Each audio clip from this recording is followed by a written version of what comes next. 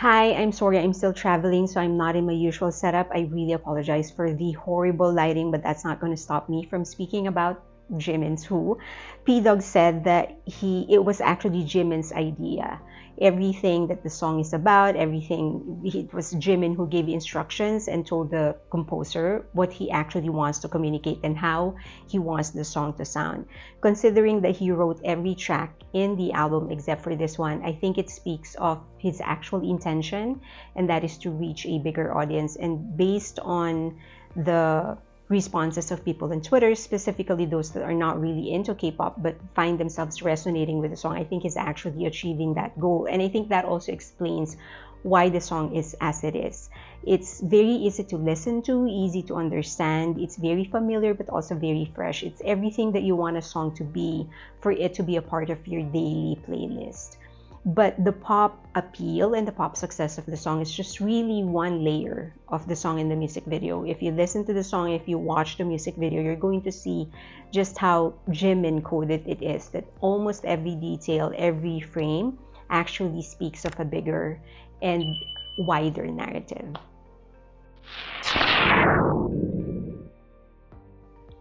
It's what he can give, not what he needs.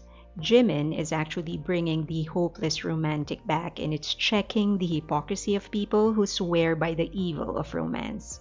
It's actually funny how nowadays condescending people look at other people who long for romance and a partner. It's almost a mortal sin to not solely focus on yourself, like it's a betrayal of some modern day creed to forever curse romance. And then you have one of the most successful people on earth singing about looking for someone to spend the rest of your life with, but bringing it down in its purest form by focusing on what he can give to the other person rather than what he wants to get in return. It isn't about walking hand in hand under the moonlight to make him feel special or kisses and hugs. It's about taking the other person to a place no one has ever found yet, about putting everything on the line for the other person, and about being someone the other person can count on. It's about what he can and wants to give. It isn't just about romance, it is about love in its purest form. And that is the real beauty of the song. It gets it. The song gets what love is. Grand love declarations versus peaceful search for love. There's always that moment when someone plows through a sea of snake, battles a battalion of elite soldiers, and runs through a tornado just to get to the person they want to win over. There's a certain raw, unfiltered beauty in those dramatic I love you moments happening amidst utter chaos, be it a raging storm or a man-eating cyclone. It's the classic love conquers all trope, dialed up to 11. Despite the world literally falling apart, that soul-bearing confession is painted as the pinnacle of human experience. But Jimin doesn't succumb to the formula. Instead, his journey to love starts with inner peace. While the celebrity world he is surrounded with resembles an apocalyptic dumpster fire, he is at peace and firm in his mind. While others find calm in the other person, Jimin has it in him. He isn't relying on anyone to change his world. He has done it himself. He walks confidently, peacefully, and dare I say, beautifully in the dark avenue where signs come crashing down, lampposts topple, and cars explode. And perhaps this is how we should be when we search for love. Full, whole, and at peace. Only then can we give the other person the love that they deserve. And this is a message I didn't expect to get in such a simple song that is supposed to be about the search for love. With such simple words, it communicated the very basic of what love should be. A display of his true vocal power. A truly great singer wields their vocal power not just to dazzle with high notes, but to weave the emotion of a song. It's a delicate balance of technique and soul. High notes, when used wisely, can elevate a piece, adding a climactic punch that resonates deeply with the listener. But those notes must serve a story, not overshadow it.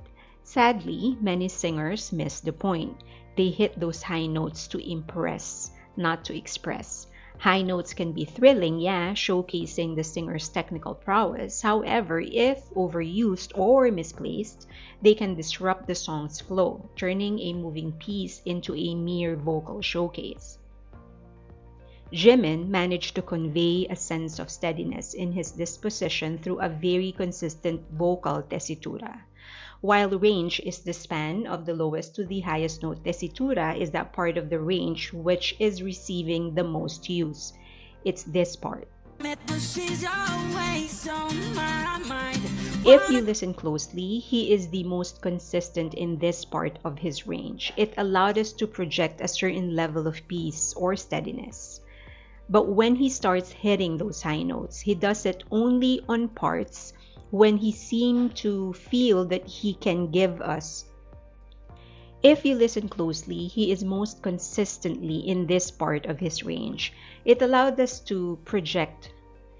If you listen closely, he is most consistent in this part of his range. It allowed us. If you listen closely, he is most consistent in this part of his range. It allowed him to project a certain level of peace or steadiness. But when he starts hitting those high notes, he does it. But he hits the high notes only on parts when he seems to feel that what he can give is flowing out of him uncontrollably. It isn't desperation or pain, it's just a lot of love he wants to give. That's Jimin using his voice to express, not to impress. Lyrical progression. One thing that makes it astoundingly clear he didn't write the lyrics is the lyrical progression, or the lack of it. Although I think this is intentional. All the songs Jimin has written have always progressed in idea or narrative. There's always a starting point and an end point. Closer Than This, for example, started by reminiscing about the past of BTS and ARMY. The next verse was about the present and how the memory of ARMY remains real and present in him. The last verse talks about the future, when BTS and ARMY meet again. Who doesn't have the same narrative progression? It was more of an outpouring of emotion. The simplicity of the subject or message makes it easier for people to understand. He is looking for the person to spend time with. There's one message, clear and concise. That's how the song managed to capture a greater majority. That's how the song managed to appeal and resonate with the general public. Utilizing dance routines to tell a story. Dance routines in music videos are as common as breathing. Almost always, the only purpose, however, is to show some sort of a swagger. Jimin wasn't happy with that. He made sure that dance routines actually is a part of the storytelling. Each of his encounters with the female dancers represents the possibility of finding the one. They aren't there just to show Jimin's interaction with female dancers or to just show some sort of great dancing. They are meant to explain the sentiment of the song. Is it someone he sees every day? Is it someone who is 1,000 miles away? It could be anyone he sees or meets, or it could be no one. That's why he has separate encounters with different female dancers. But he never settles with one, because he is still searching. It was, I think, last year when a viral video went around comparing professional dancers and K-pop artists and the way that they dance, and the conclusion is that professional dancers, of course, are better dancers. It's just that K-pop artists are better in projecting themselves on camera. So, but then there are artists like Jimin that don't just project, but they actually dance. They actually stand out in both. That you can put them in both fields and they will stand out. It's the way Jimin gives a routine and specific dance steps an extra flair, an extra twist, an extra pop that makes a dance very much a Jimin dance rather than just a general routine. In this video, there was a specific part where they were locking, and he gave that specific move an extra lock that the other dancers didn't do. And that shows why people gravitate towards him when he is performing, because he isn't just projecting just like the rest of other K-pop idols. He actually dances.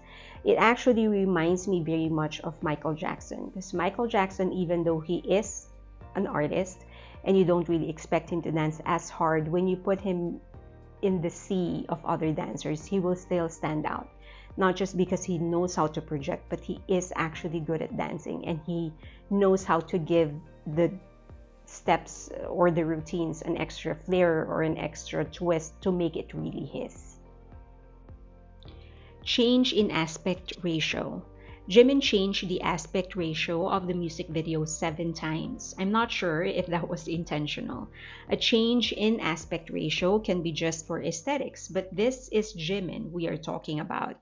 It's purple blood through and through. For Who music video, the change in aspect ratio isn't just for aesthetics. Many filmmakers change the aspect ratio to show how a character changes their perspective or make the audience see a different perspective.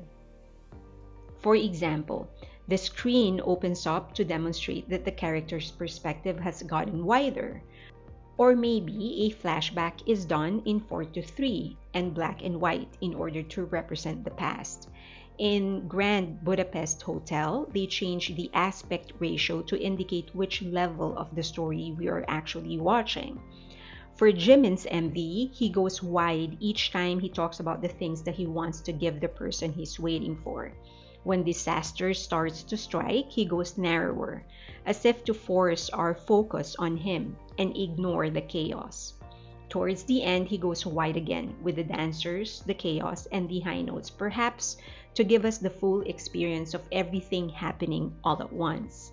But he goes widescreen when he walks away, as if to shift our perspective from being a listener to his thoughts to being a spectator. Perhaps to tell us that we can't come with him on this journey of finding someone. We were with him in his journey through fame and artistic growth. But this is personal. We can only watch. Familiar but fresh. It's clean.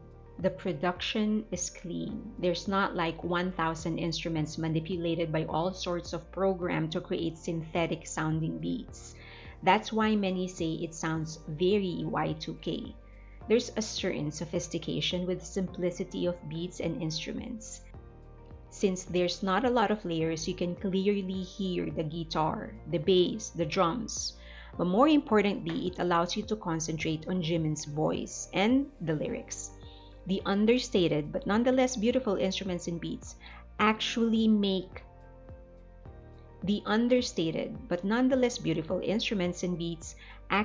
Jimin's voice the main instrument, the highlight and the focal point of the song. This is one of those songs that will be so identified to Jimin's resonance that no other singer will be able to give the song justice in the future. Jimin's abandon. Jimin had a single expression in his face throughout the music video, a stoic kind of expression, bordering on boredom. It actually adds to the feeling of stability amidst the chaos. Even when he was dancing with the girls, his face defied his body. He looked as detached as his body was involved. It gives you the impression he isn't here for some sort of short-term fling. He is not interested in the submission to physical pleasure. He wants something true and something beautiful. And so while all of these girls, sexy, beautiful, and so in sync with his body, are here and real, he can't grasp on it. He's gonna do a pass. What he wants is something beyond it, something purer, something real. Love. He did say in the album exchange preview that he wants to show people just how much he has grown as an artist, and I think he has done that with this song. We have always known him and we're used to him being an artist that is very much internal. He would always look inside himself and examine his own thoughts and his own emotions. But with Who and with other tracks in this album, which I will be reviewing for the next video, he was really looking out. He was including other people in his sphere, and that's a refreshing take, and that's also very, very different for him. And I don't think necessarily that this is his best. I think the best is yet to come. I think he has more to offer, but this is one heck of a growth for him, and I'm really, really proud, also privileged to be watching it. So would love to hear your thoughts. I'm sure I missed a lot. Let me know in the comment section. Again, you can say whatever it is that you want to say, just please be respectful. Subscribe to me on Patreon. I do have free tiers, so if you don't want to pay, that's fine. You can still be a member of that group. We have a lot of great discussions going on. Please follow me on Twitter or X, and also on Instagram. And if you ended up liking this video, please give it a like, subscribe, and hit that notification button. And share the video if you can. Thank you so much. Sorry again for the lighting. I'll be traveling for a little bit more, so you will have to bear with horrible lighting for more videos to come. Thank you.